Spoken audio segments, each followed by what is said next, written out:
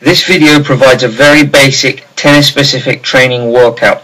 On Monday and Friday I like to have upper body and abs, Wednesday lower body and back, and Tuesdays, Thursdays and Saturdays I work on speed, agility and endurance with my athletes.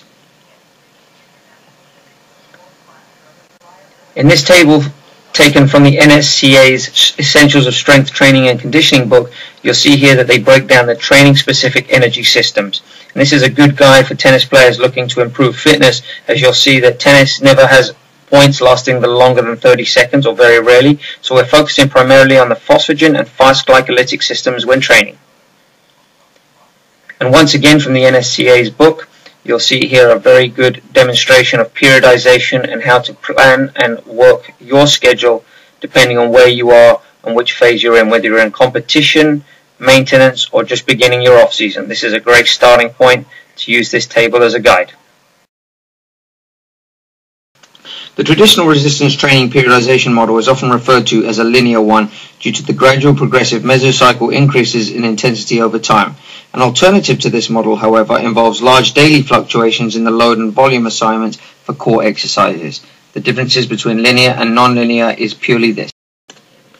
In tennis, power is crucial for superior performance. Power is defined by force multiplied by velocity. A lot of athletes are often confused by the difference between power and strength.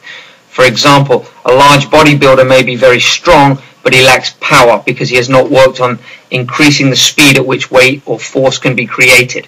Important when working out that complex training, which will be explained momentarily, can be used to increase not only strength but power as well, which is critical for improvements on the tennis court. In practice, a combination of progressive plyometric and heavy resistance methods can provide advantageous results. An intriguing example of this strategy is complex training, in which alternating stretch shortening cycle tasks with heavy resistance exercises within the same session enhances their working effect. This is also known as complex training.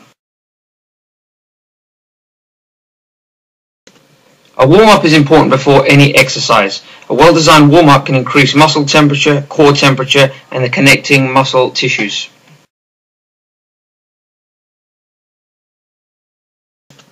After the warm-up, we've now raised our core body temperature. I always encourage my athletes to begin their workout with some prehab exercises, as this not only prepares the muscles for the activities ahead, but also helps prevent injuries. In this first exercise here, you'll see me making a Y shape with two very light dumbbells. This exercise really activates and targets the rotator cuff muscles, which are made up of the infraspinatus, supraspinatus, teres minor, and subscapularis. The next exercise here is a T-shaped movement. As you can see here, I keep my pinky fingers together and I bring them out to the sides, just keeping my knees bent and my back nice and straight. Once again, targeting the rotator cuff muscles.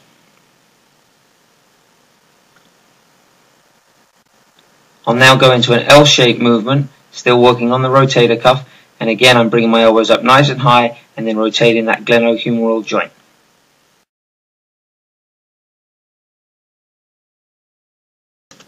Next we go into a prehab exercise called full can, empty can. Again, we're using very light weights here as we're activating just the very small muscles that are responsible for movements about the joint.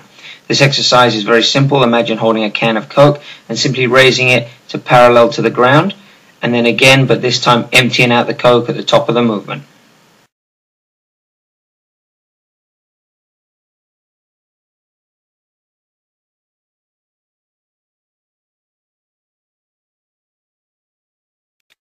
The last exercise in the prehab warm-up is a simple push-up, but this time you're doing it from your elbows.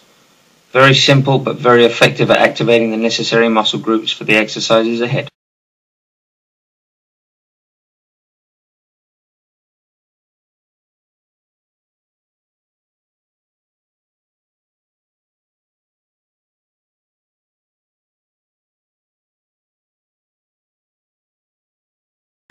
We begin this workout today using a dumbbell bench press. We make sure that we're in our 5-point body contact position with our head, shoulders, hips and both feet firmly placed on the ground or on the bench. We perform this exercise by bringing the dumbbells down to our chest at our nipple line and then pushing them up. I've used a hybrid technique here, which I feel gives less pressure on the shoulders, but you can use what you prefer. You'll notice I bring the dumbbells slightly in towards my armpits as I bring them down, That will activate more tricep than chest, but I do feel there's some benefits to this for tennis players, especially struggling with shoulder injuries.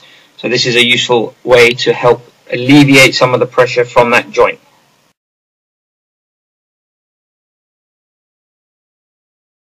As soon as we finish the dumbbell bench press, we come straight over to the wall and use our method of complex training here, which involves me throwing a medicine ball at the wall with a forehand and backhand technique, trying to keep my back nice and straight and using my legs at the same time. I'm going to take approximately 6 to 8 throws, and make sure you choose a medicine ball weight that is not too heavy so that you can work on speed and power.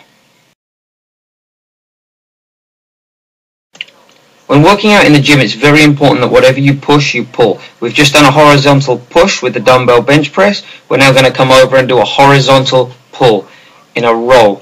Now this is done by placing both feet firmly on the ground and one hand on the bench. You'll notice I let the weight come down slowly and then I bring it up into my side or up by my armpit. I'm keeping my back very straight.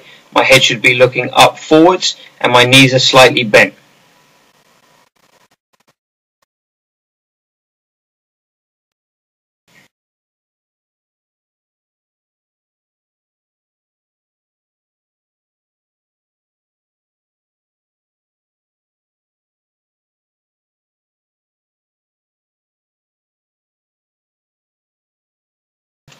Once again, we use the complex training, but instead of forehand and backhands this time, we're going to do a medicine ball chest pass. Approximately 6 to 8, working on power or speed as we throw that ball into the wall.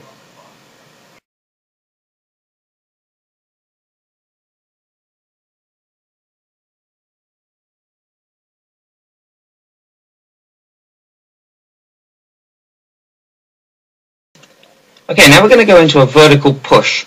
This exercise is called the push press, and you'll notice that the weights are up just above my shoulders.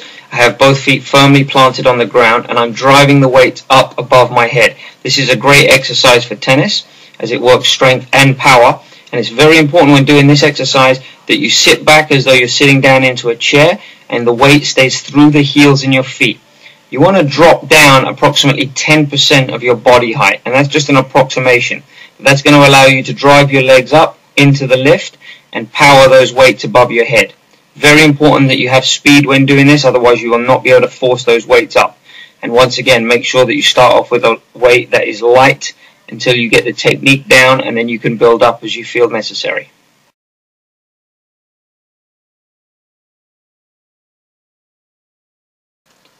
Again, using the complex training methods, we're going to go into ball slams here. Very simple exercise. The medicine ball comes over your head and you're going to drive it into the ground using all those muscles that we've just activated doing our push press exercise.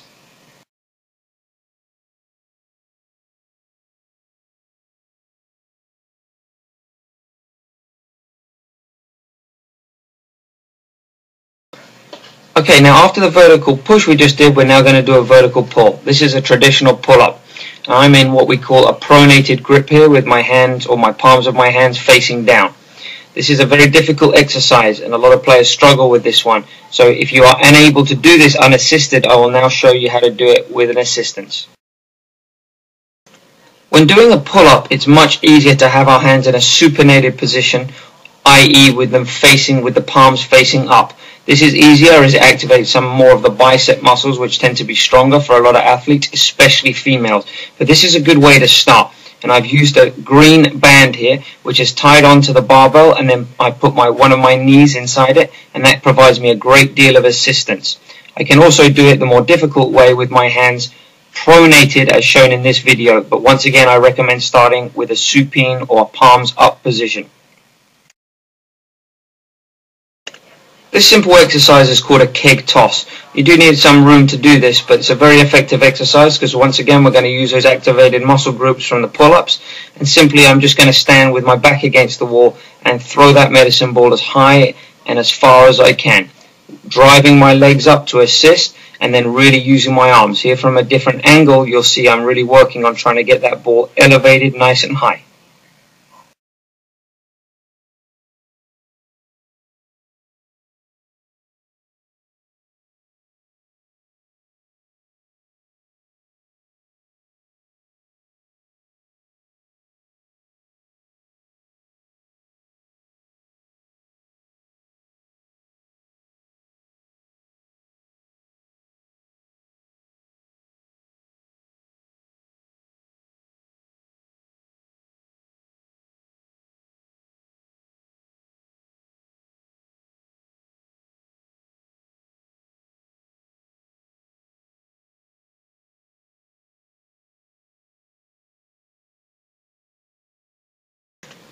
This is a weighted push-up, which is very similar to a bench press. However, in this exercise we do activate more core, so there are some more benefits over a bench press. This exercise is very simple. It's a push-up, but what we've done is we've placed the weight at the top part of my back. If you are unable to do a regular push-up, do not do this with a weight. Ensure that you have proper technique with no weight and gradually progress up, starting with very light weights. At the cessation of the weighted push-up, we can do what we've referred to as clap push-ups. This is again using the complex training and a slight plyometric exercise here, working on speed or power. And remember, power is a result of force times velocity.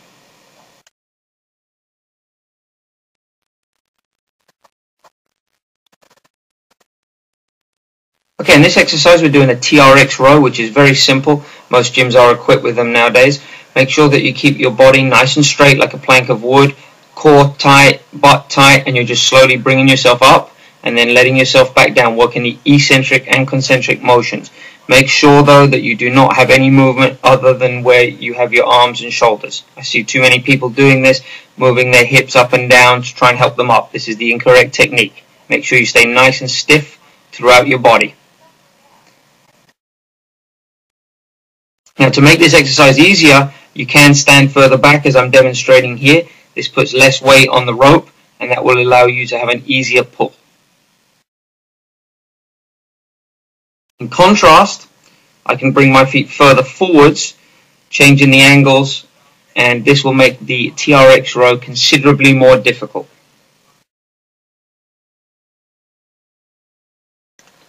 After our TRX row, we're going to go into some warrior or battling ropes. This is working those same or similar muscle groups that we've just done using our TRX, and we're in a nice position here with our back nice and straight, head up, knees bent. An excellent exercise for power, strength and endurance.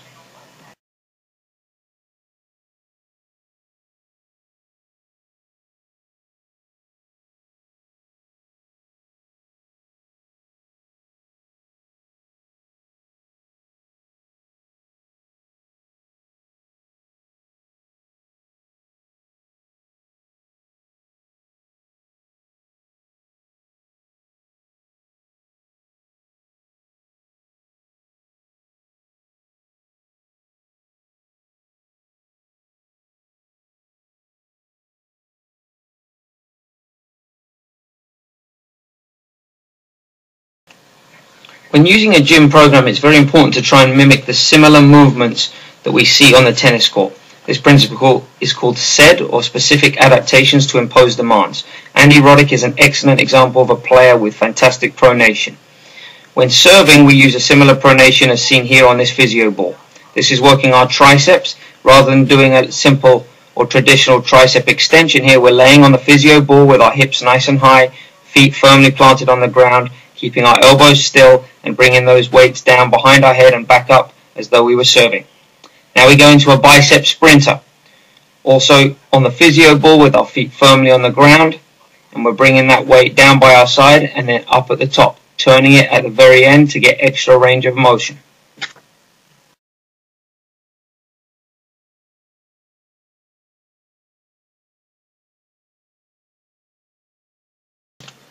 In this first abdominal exercise, I'm using a core bar, which is excellent for improving strength throughout the main muscles, the serratus anterior, transverse and rectus abdominis, and also provides a great deal of stability. You'll notice here that my feet are in a nice wide open stance position, and I try to keep my arms as straight as possible to really work on rotation throughout the trunk.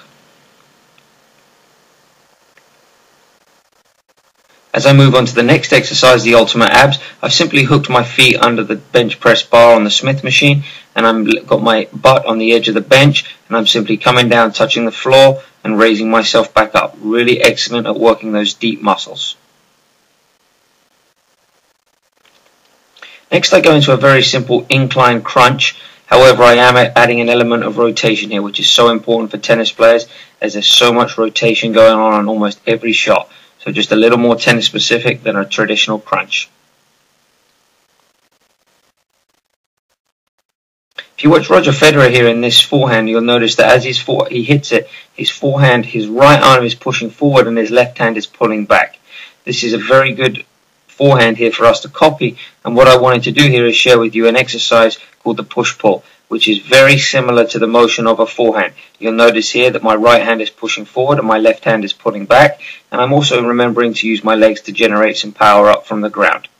Very good exercise to mimic a forehand ground stroke. Make sure when you're doing this exercise that even if you are right-handed, make sure you maintain a balance and do this on both sides. Keep your feet nice and wide, slightly outside of shoulder width apart. Keep your feet in an open stance position and really work on driving that leg up, and the power will come from the ground up through the core, into your shoulders and out into the hand. In this final set of mat exercises, we're going to start off with some simple bicycles. This is done by bringing the elbow to the opposite knee.